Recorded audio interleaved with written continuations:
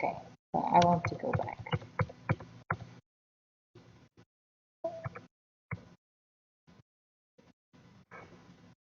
All right, so today, this is our topic number 1, the Baroque Orchestra.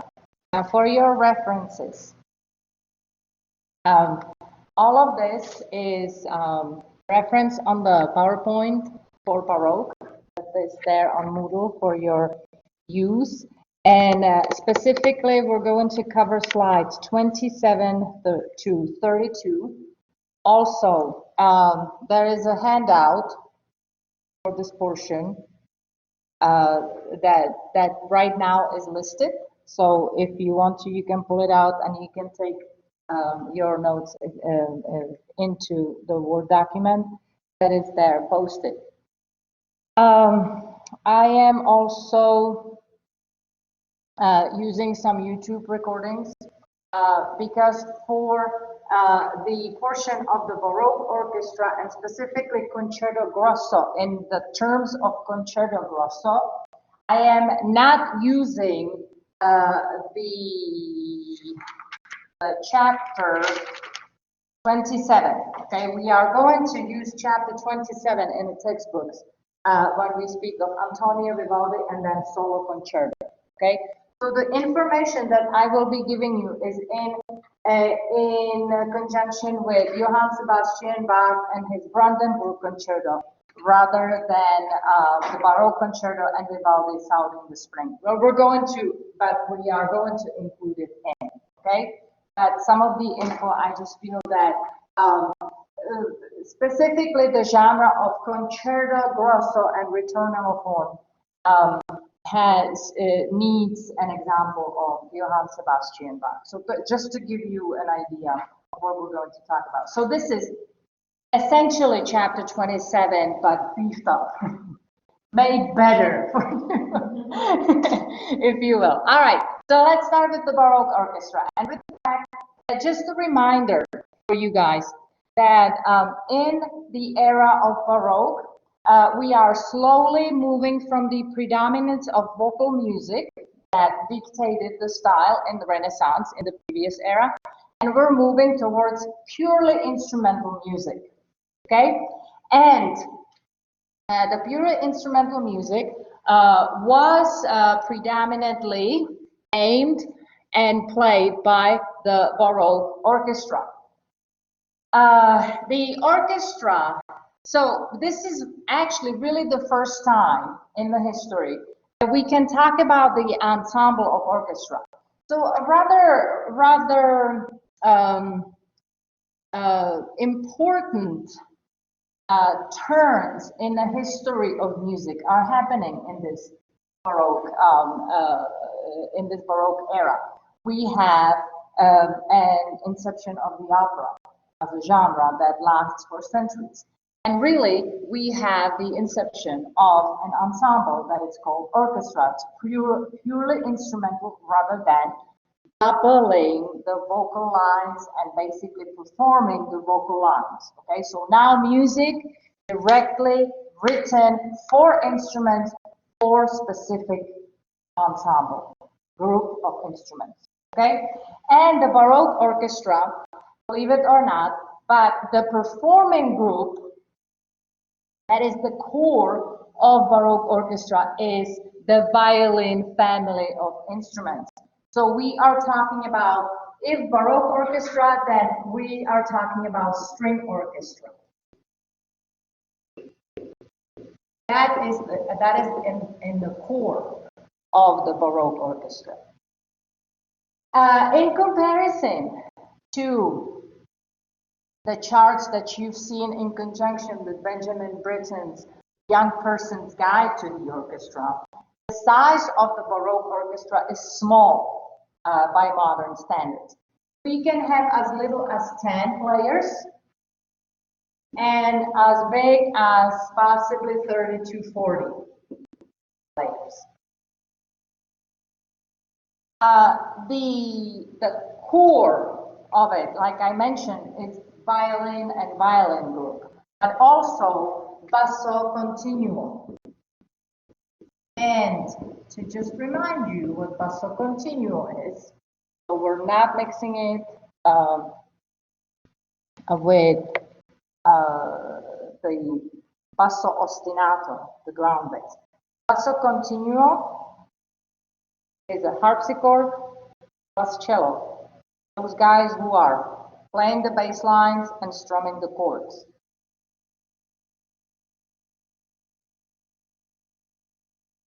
In addition to this basso continuo, we then will be seeing maybe a double bass, bassoon, or upper strings. Okay, and to give you an idea what it looks like, we're going to look at the first example I have for you, which is this one.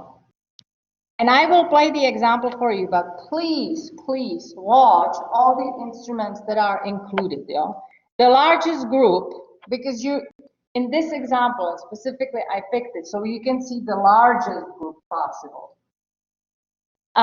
In this specific example, you will see the predominance of the strings, but you also have additional instruments there. Also note, this particular example has period instruments. What does that mean? Those are the instruments that they actually played in Baroque, because even instruments were developing. So when you hear a sound of flute, you're actually going to see the Baroque flute rather than the modern one that we're used to, okay?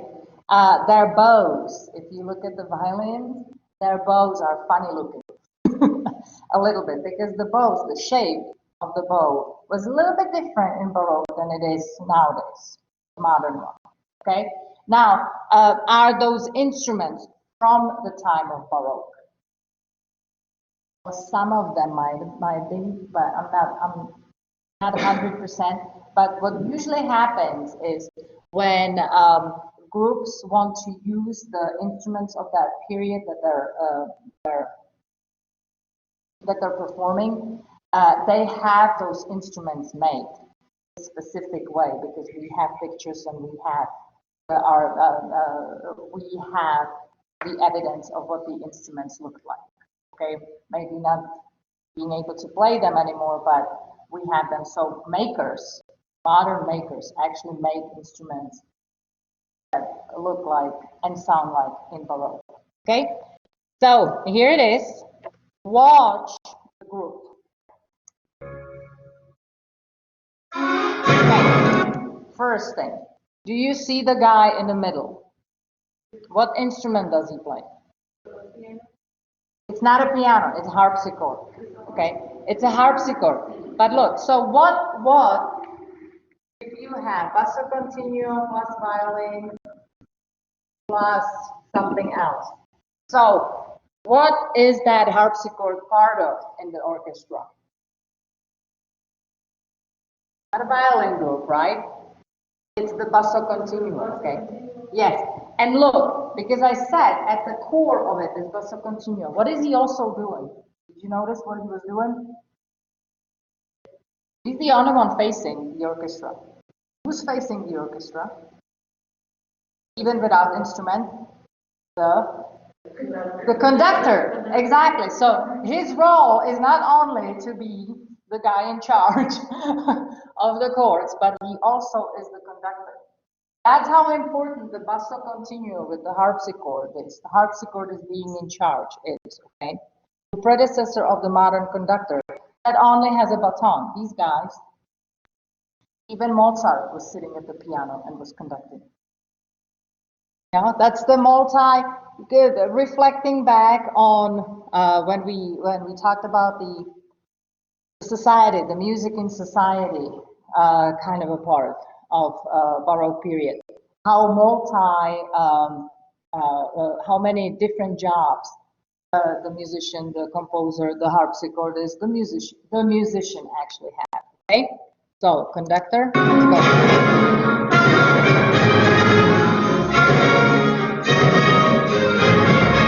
This is just a perfect picture. I hope you can see it.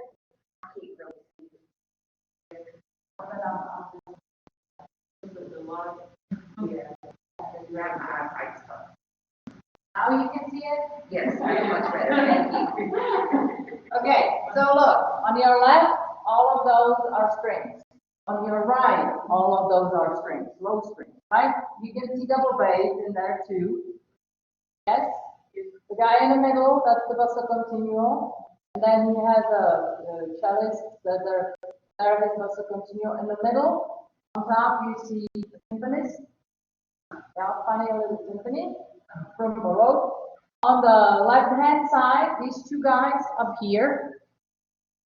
Let me highlight it for our watchers too. These two guys are playing the flutes. They're the woodwinds.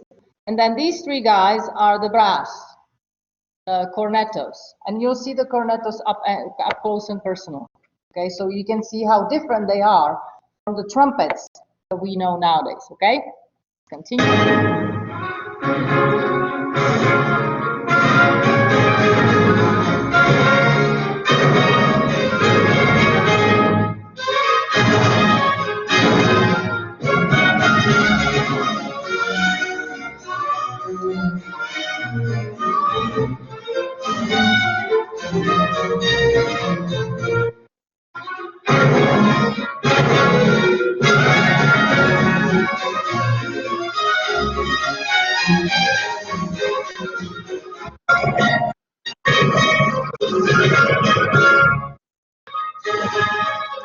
Those are flutes, you know? Those are the old Baroque flutes.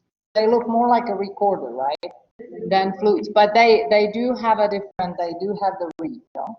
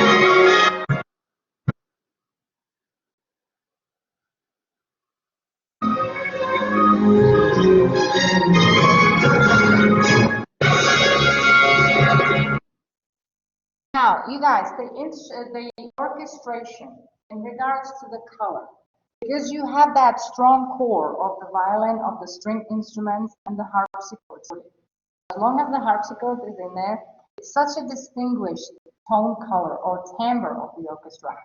Really, that's all you have in Baroque music. Is that if it's orchestra small or larger, you will see in another example that I'm going to have for you. That is way smaller, but the sound is sort of the tone color is kind of the same. And we need to understand that we are at the beginning of instrumental music, purely instrumental music. So obviously, we have a long development of orchestration where the composers, maybe a century or 2 centuries later, they're already trying to use the different colors of the orchestral instruments. But the Baroque composers were really not as concerned about the tone color. It was kind of given. Okay? They decided they were going to write for an orchestra. This is what it was. And so the tone color of the orchestra is subordinate to other musical elements like melody, rhythm, and harmony. That's what was important for them. Now that the tone color was basically given. Whether they would use the brass and the woodwinds, it still has that distinguished, distinct sound of the string instruments. Okay? Now, I'm going to turn the lights on.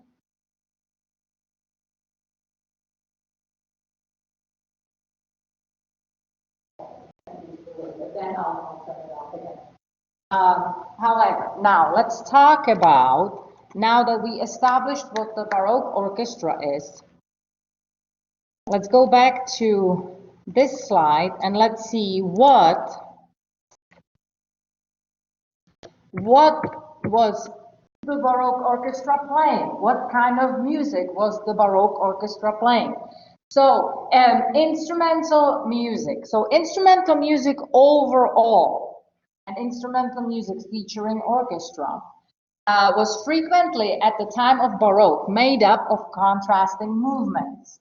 Okay? The movement is basically a piece that's complete by itself.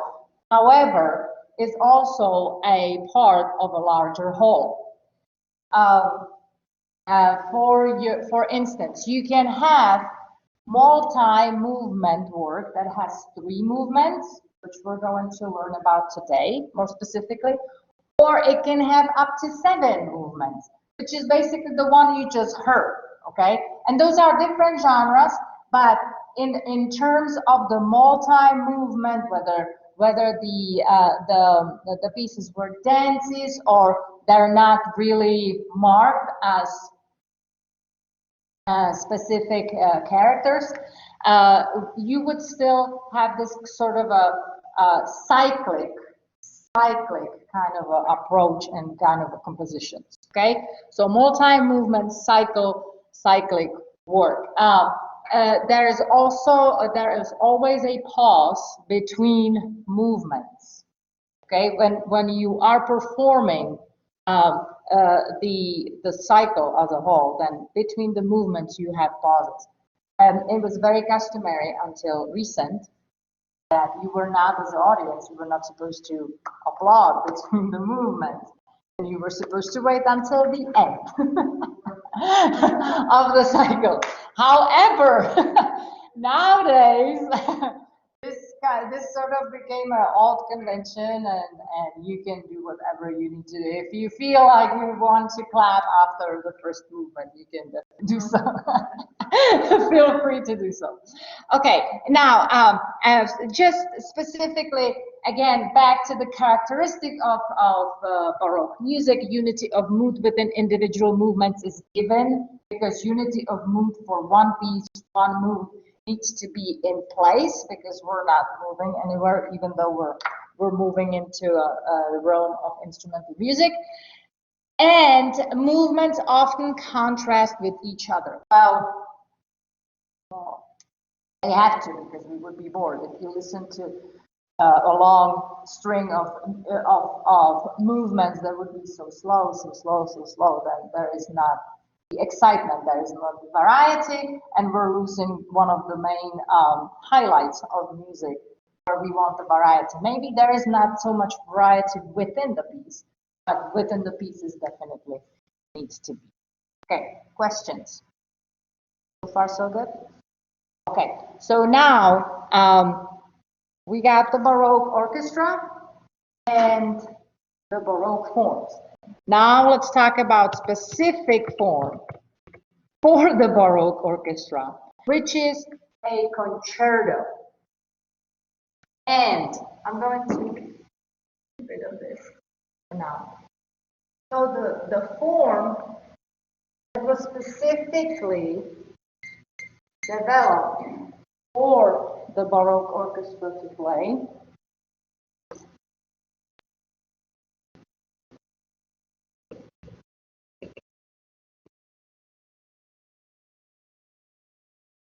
was the Concerto Grosso.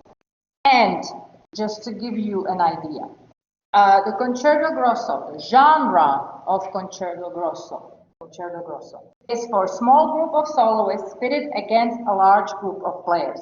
So it's sort of like a competition, like a duel between the groups of soloists versus the group of the large group of players.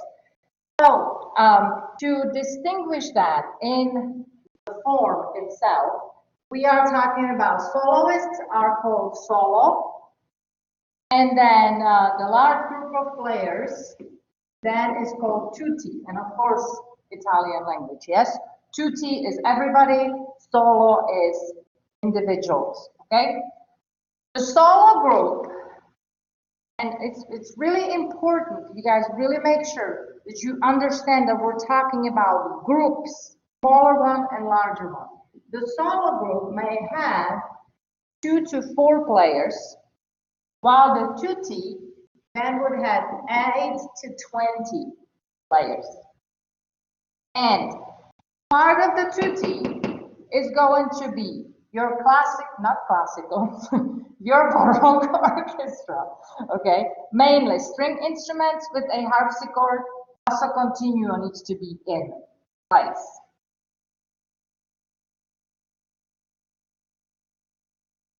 Okay, musical elements, texture of such concerto.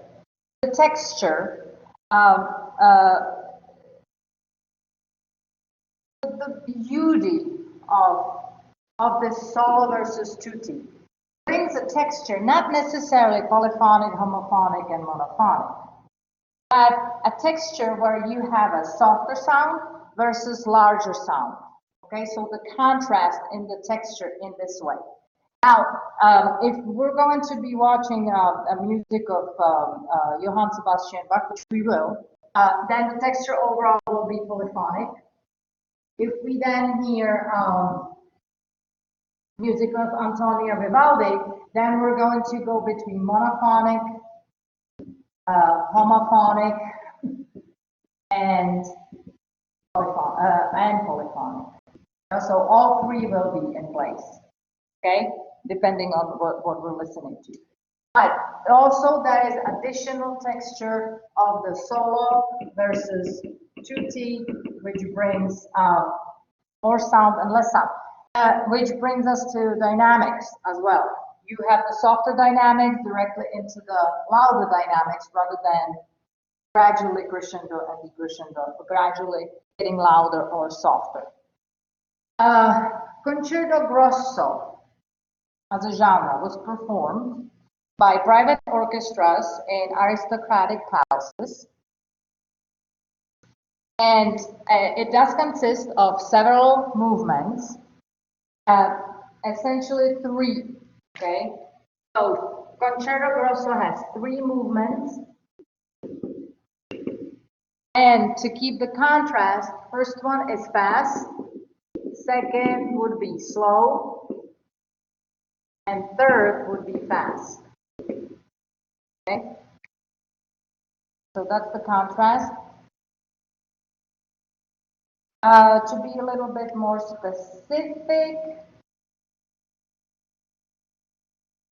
the last movement was usually lively and dance-like, while the second movement, slow, would be more lyrical, poetic, quiet, intimate. Okay, and the first one is the opening, vigorous, determined. Now, because the composer, think about it, the music's supposed to capture you. So if you're going to put the slow one as first one, then you need to wow people. Okay, and then you want to go out with the fireworks too. So that's the logic behind fast, slow, fast. Yeah, opening right there. I'm going to capture our attention. Then I'm going to give you a little bit of a slow motion so you can sort of quiet your nerves, and then I'm going to go out with the fireworks, with the fast, so I can show off the musicians and myself as a skill. Now, the Concerto Grosso.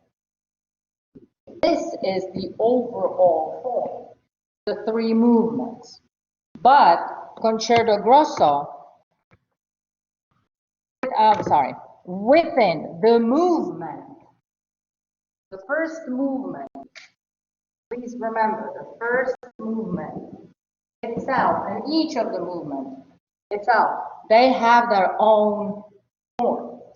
While the second and the third movement may differ. The first movement does have this so-called ritornello form. Okay, so it's started by the ritornello form. And we're going to talk about what that form actually is, what the structure of the first movement of Concerto Grosso is. Ritornello is in English means refrain. Okay, so you sort of have this hook in our modern language. So this refrain is played. That's important to know because each section, the solo entity, has their own assigned roles, and also within the music assigned roles. So tutti section always plays this ritornello, the refrain. Okay, and that's what you're hearing at the beginning. That always is at the beginning. The music is different, obviously, from composer to composer. Different melodies, different rhythms, but the structure of it, the ritornello, the refrain, needs to open up this first movement. At the beginning, you hear the ritornello, then you're going to hear, when the ritornello is over, the solo section takes over, and they play material that has nothing to do with the refrain. They're sort of like showing off that instrument. Okay, and then when they're done with their section, the part of the duel, if you will, then the tutti takes over and again plays the refrain. But they don't necessarily play it the same way they played it in the opening when they were introducing. But you're going to hear a fragment. Maybe it's going to be in a different key. Maybe it's going to be the second half of the ritornello or first half. But the melodies, you will be able to recognize the ritornello in it. But it's not going to be exact. Okay, and throughout the course of the first movement, that can take somewhere between 3 minutes in case of Antonio Vivaldi, or 9 minutes in case of Johann Sebastian Bach, you will hear this sort of a tutti soli, kind of a back and forth, the ritornello returning, however, not returning in its full as it was introduced until the end. Okay, so ritornello refrain opens it, then it's fragmented, and then at the end it's played as initially it was introduced.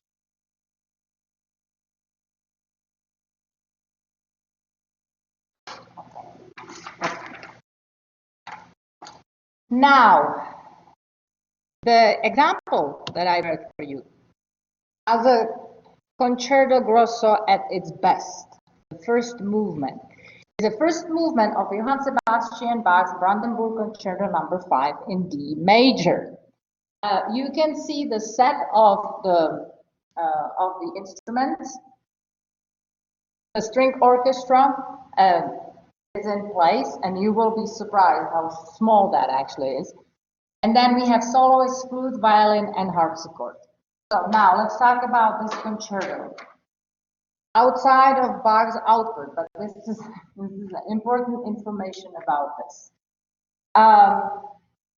So the Brandenburg Concerto, this specific one, number 5, is part of a set of 6 concertos that Bach wrote and dedicated to the governor of Brandenburg. That's one of the German 16 federal states that are still in existence. Okay? And this specific one has a real sort of innovation in, and it is the fact that a harpsichord is included in the soloists. Harpsichord, as a core of the basso continuo, is always an accompaniment in the string orchestra. It's never the solo. The soloists are the violin, the flute, sometimes the trumpet. You can have those soloists, but this is the only Baroque Concerto Grosso where harpsichord was featured as a solo instrument, which was absolutely outrageous. But it has its own logic. The governor of Brandenburg actually had custom built a brand new harpsichord. And Bach wanted to showcase the harpsichord and his own ability on the harpsichord. And so he decided that he was going to write this concerto with the harpsichord being a featured instrument rather than just part of the orchestra. So the harpsichord plays in a tutti section because it has to, because it's the orchestra, but it is also a solo. And on top of it, so that is very unusual setting. So please make note about this, that this specific Concerto Grosso, Brandenburg Concerto No. 5, is really unusual because of the solo instrument harpsichord being used as a solo instrument. Now, on top of it, another thing associated with this, if you reflect back on the time we talked about the music and society and Baroque society, we talked about the fact that the composers at this time, no matter how important their output is and was at the time they were composing it, they were mere servants. You remember that, right? They were also always writing music to somebody's order, whether it was the church or the aristocratic family. So in that sense, when Bach was submitting his set of Brandenburg concertos to the governor, the aristocrat in charge of the Brandenburg state, he wrote this inscription, this dedication there. This is the letter that accompanied his works that we now listen to and admire. Back then, Bach thought of it this way: begging your highness most humbly not to judge their imperfection with the rigor of the fine and delicate taste which the whole world knows your highness has for musical pieces, but rather to infer from them in benign consideration the profound respect and the most humble obedience which I try to show your highness. So here is this guy who was educated musically, Margraf of Brandenburg. He definitely was educated in music, but nowhere near the stature of Bach. Not just historically, but even at the time, right? And Bach is asking for his forgiveness that the music might not measure up to the taste of this mediocre kind of a musician. Yeah? So you can see how times are changing because he was the servant and he needed the highness to actually praise his work and listen to it and have it performed. All right, so that's just a little bit about the concerto, and now we're finally going to listen to it. And the example is actually on YouTube, and on YouTube only, and we're going to start at the beginning. And starting with seeing and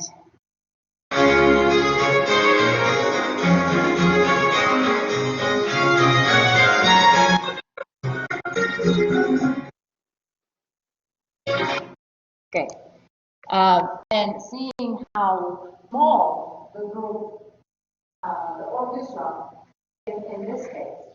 Go back to what we saw before. Okay, I was just waiting until this comes on, but let's do this again. Okay, so this is the first movement of the orchestra, but look how little. Basically, the soloists, of course, the soloists have to play the tutti section as well, okay, because of the size of this. There are few of them. And you can actually have more players playing this specific concerto. I have one for your assignment this week. Please make sure that you take a really good note on this because you're going to be giving me an outline, sort of a listening guide of this particular movement. That's going to be your assignment. And the example that I have for you on Moodle that you will watch has a little bit different, it has a larger setup. Because all of those parts that the individual instruments play, they can be doubled, tripled, okay, depending on how large of the orchestra you have. So you have one part, but you can have two players playing the same part. For the tutti, not for the solo. The solo needs to stay the same, okay? All right, so this is in form.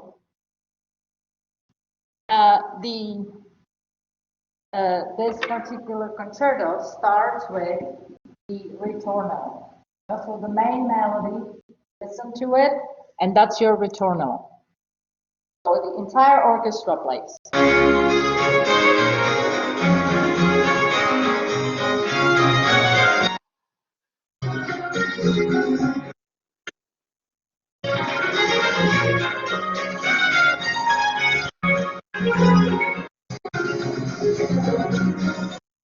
Okay, and that was the ritornello. That was the opening.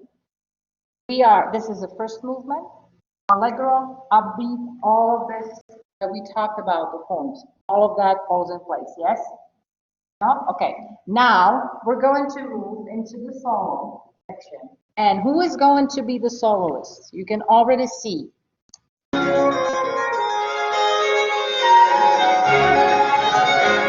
Who is the soloist? This is the flute, right? Now, you guys, is this a period instrument or is this a real modern instrument? Look at it.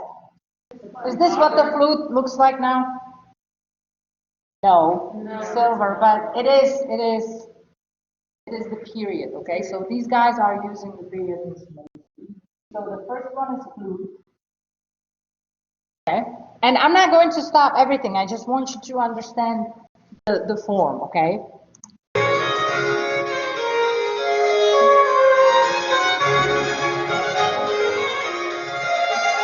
So, do you hear the conversation between the violin, the solo violin, and the flute? No, the violin always gives it gives a motif, and then the flute repeats it. No? Same rhythms, passive. Okay, and this was the end of the section. So flute and violin, and that's perfectly fine. So we have two soloists. Now this is again back to ritornello, which is not going to be exactly the same as at the beginning. But the more you listen to it, the more you'll hear the differences, you know, how fragmented it is.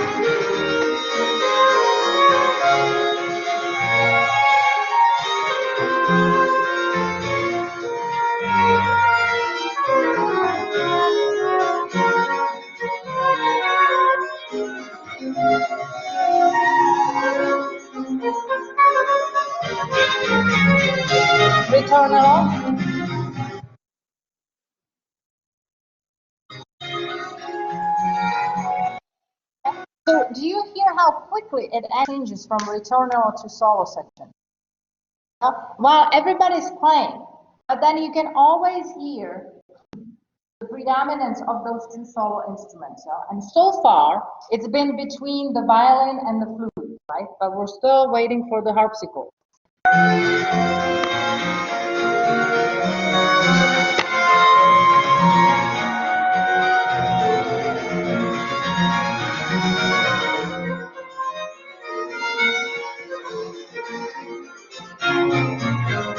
Then ritornello.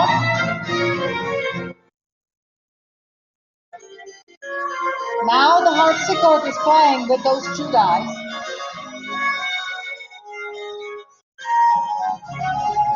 So now you can hear that the harpsichord comes closer. Now, when I said that Bach did something absolutely outrageous for the style and for the time, was the fact that the harpsichord is the soloist. On top of it, he actually put this kind of a piece within the first movement, and that piece is called cadenza.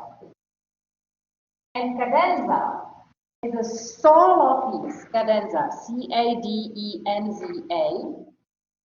It's complete solo piece of one instrument within the concerto. You guys, we're going to see cadenzas in the time of classicism all the time. It becomes part of concerto, okay, of the genre of concerto.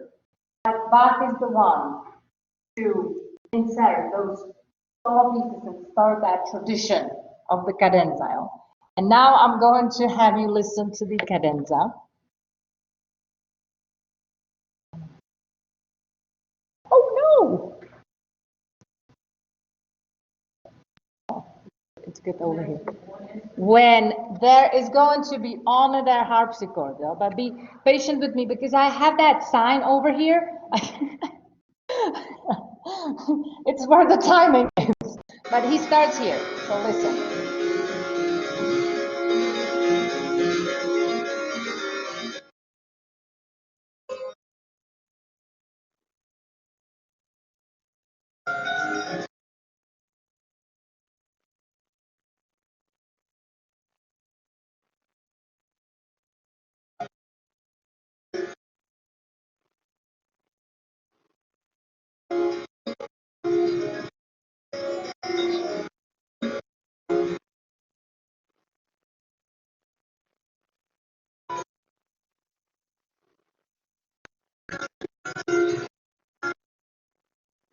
You see that he has two keyboards in that harpsichord?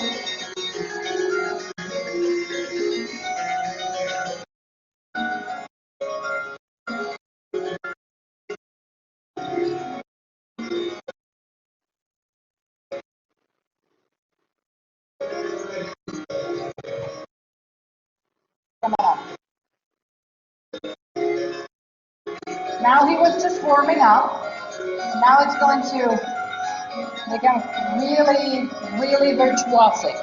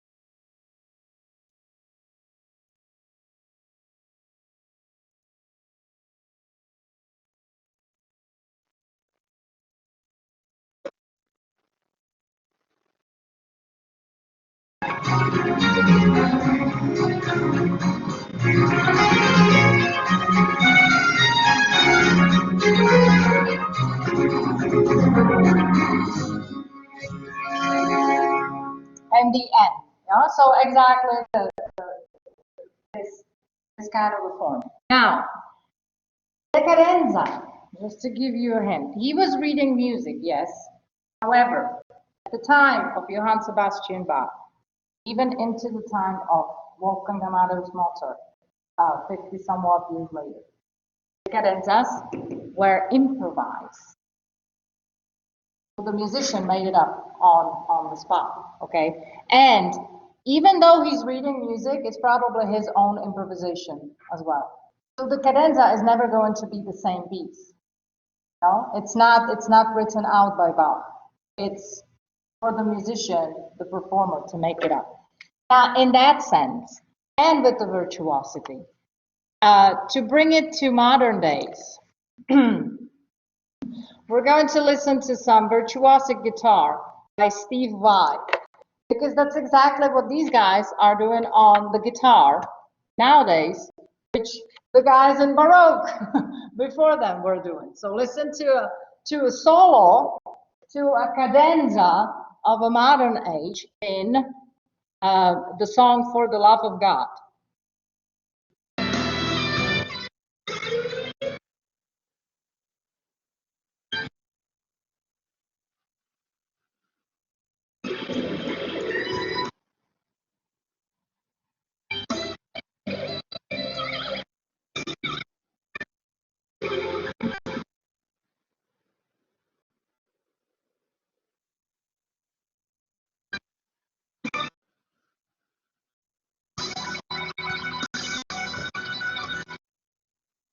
That's similar.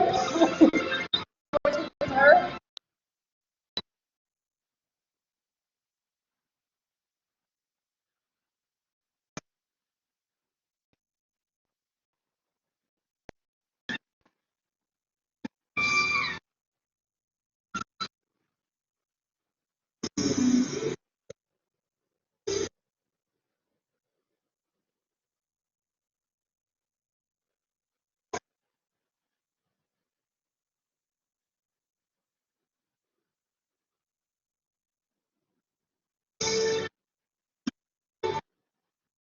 So the tradition of musicians showing off, in a way, instrumentalists who are showing off, is still very much in place. Okay? So I just wanted to show you, this is the modern cadenza that continues that tradition of cadenzas of a Baroque. Okay? Now, let's look at the Baroque concerto in conjunction with Antonio Vivaldi.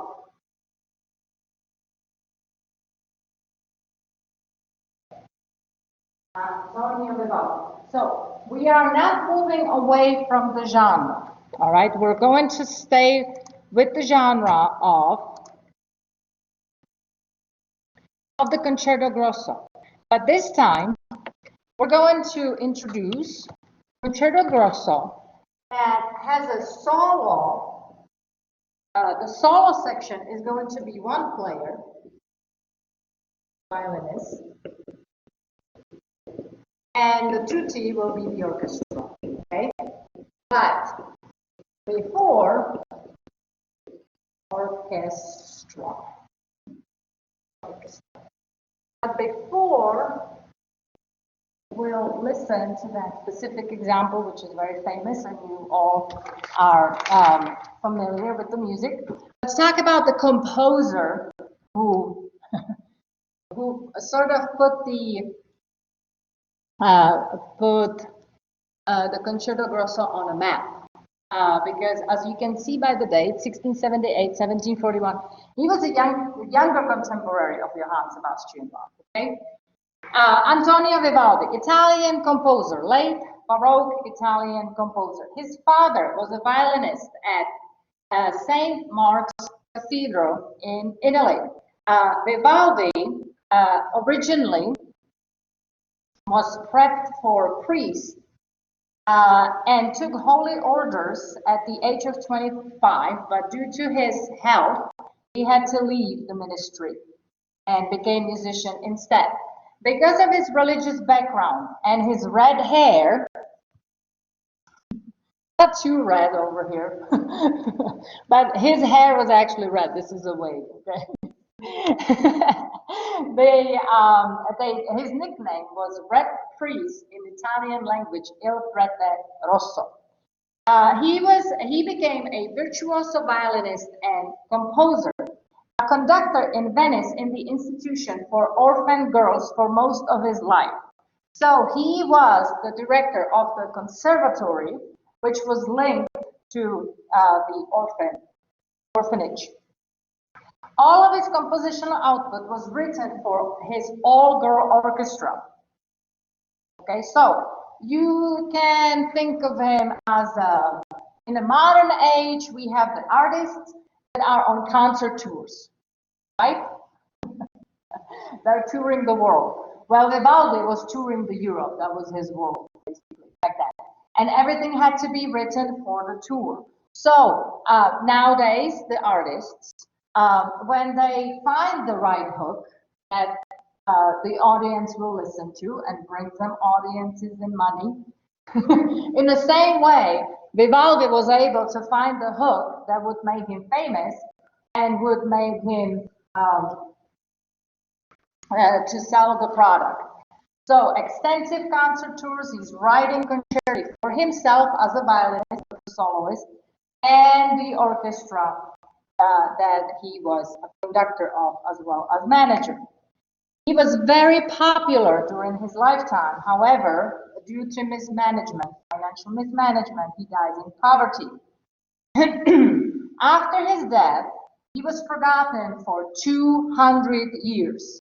His music, and specifically the concerto we're going to listen to, which is the Spring, from the cycle of concerti called Quattro Stagioni, or Four Seasons, was revived in 1950s on the radio. Somebody made a recording on the radio, and it all of a sudden, overnight, it became a hit. He composed operas and church music, but he is best known for his 450 concerti grossi and solo concerti. So, concertos. Now, that's the humongous amount of music, you can tell, right? However, musicians sometimes can be mean to each other, and especially when they're geniuses in their own right.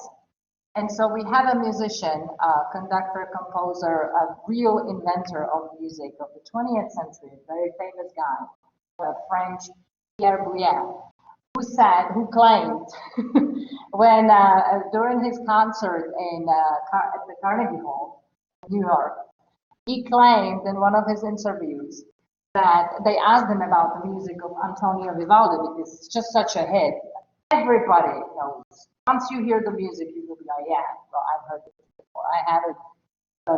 It's a phone ring or whatever. It's everywhere.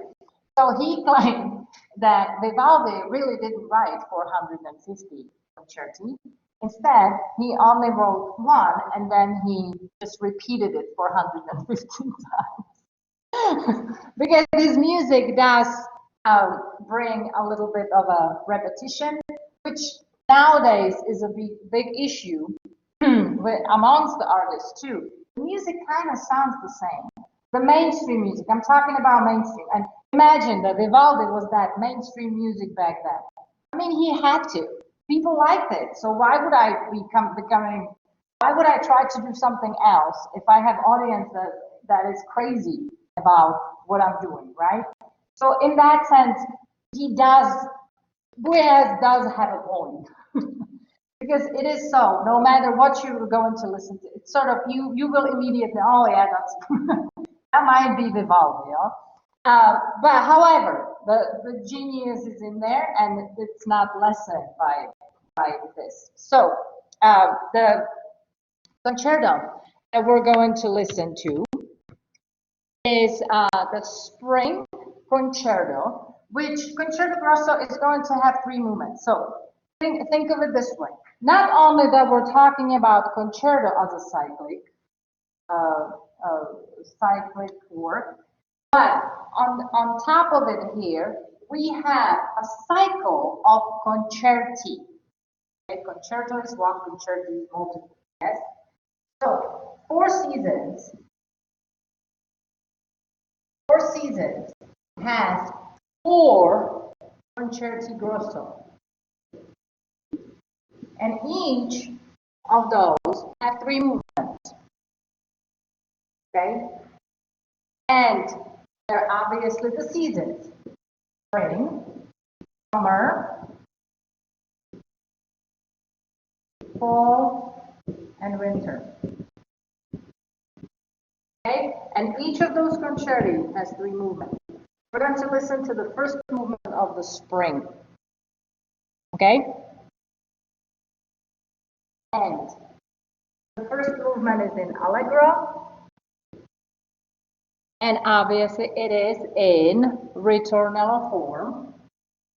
Because it's a Concerto Grosso and it's a first movement, right? So ritornello form will be in place, and we're going to listen to it. Now, to give you a little bit of a background about this listening example. Vivaldi actually took to another level this so-called text painting in music. In vocal music, we know what text painting is, right? Word painting. We remember. The words in music are expressed in the words, the text is expressed in music, right? High pitches, on sound, on specific words, or running passages when we use the word running, right? We already been through this with the vocal music of Renaissance, and it carries over to the music of Baroque. Okay, here we have purely instrumental music, but in a way, Vivaldi again uses a text the text inspires the music. Okay, so he's expressing a text, and specifically, it's the Italian poem or sonnet, which is a literary form of a poem. So you have 4 poems that are written on these 4 seasons, and then he, by he meaning Vivaldi, writes the music inspired by those poems, and you will really hear the text without being sung in the music, the expression, the musical expression. So in a way, it's kind of a style of music that we call program music, where you have a story, where you have an instrumental music that is inspired by story, and you can actually follow the story through the instrumental music. It's called program music. And it didn't really become a tradition until 1800s. 1800s, 19th century. Okay, that was then it became normal. Program music. This is our first one in the Baroque. So really, to take off this kind of a genre of music, program music, has to wait additional 100 years, 100 plus years, to be then to become a norm. Okay. So in a way, Vivaldi gives us the first example of this genre. Okay. So now, what exactly are you going to hear? Descriptive effects. Spring. In the poem, it talks about how birds welcome the spring. So you're going to hear bird calls in the music. Okay, you're going to hear a murmur of streams, a gentle murmur of streams. And you're going to hear it in the listening guide, in the listening guide.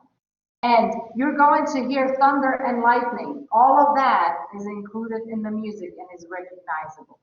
Okay, so now, without further ado, we're going to listen to Vivaldi's La Primavera from Quattro Stagioni, which is the spring from the 4 seasons, opus 8, number 1, first movement in Allegro. We can also follow the form, as you can see, ritornello, episode, episode, episode. Those are the solo sections. Okay? So let's get to it.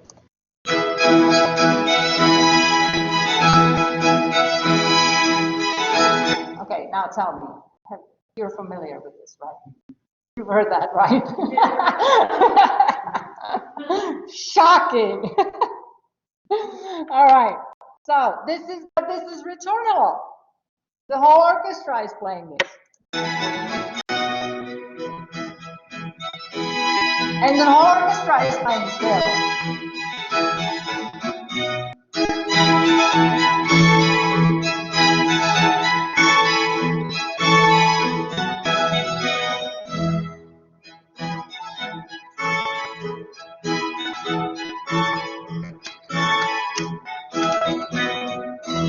Okay, and now the solo violin comes in with the bird calls.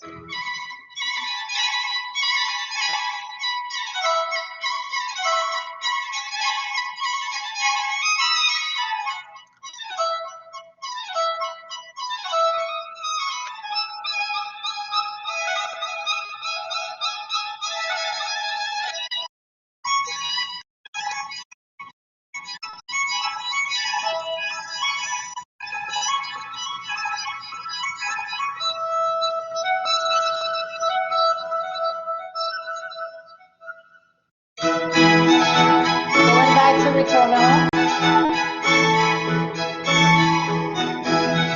And murmuring of the streams.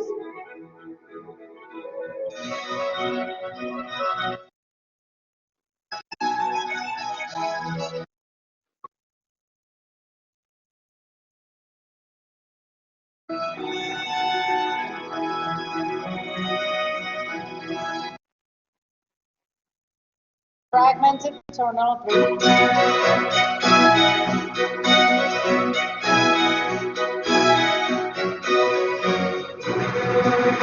Another like this. Solo violin.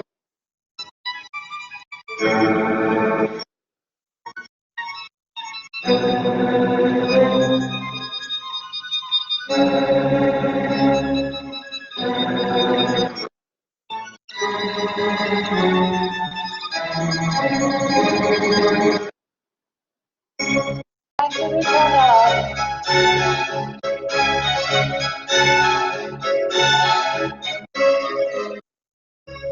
Birds. Solo violin.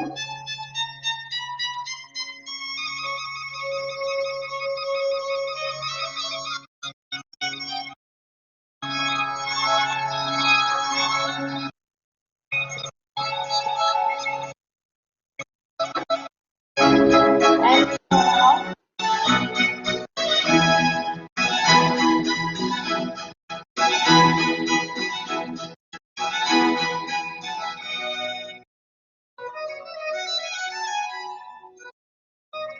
Just briefly interrupted by solo.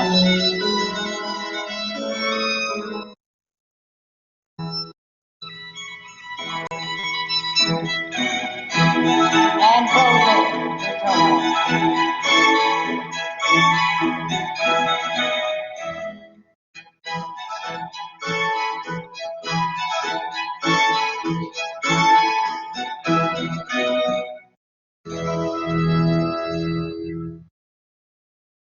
All right, what do you think? But does it all come together? Everything we talked about, everything sort of comes together, right? So use this recorded lecture if you want to run through the whole thing again. Use your TA, you have it there. You also have the more in-depth kind of explanation on the playlist as well. For the Brandenburg Concerto, you need to use the YouTube link, okay? Because that's not part of the TA. But I think it's really important, and you're going to write the outline on it, yeah? The assignment, and I will make that available for you today. All right. So if you don't have any questions, then on Tuesday, please watch the lecture on Johann Sebastian Bach, his life and his works. Okay, so next week will be dedicated to Bach. And then, like I said, make sure that you complete the bonus assignment if you want the extra points. And you might want to start working on your final report. Okay? Thank you for your cooperation, and we'll see you next Thursday.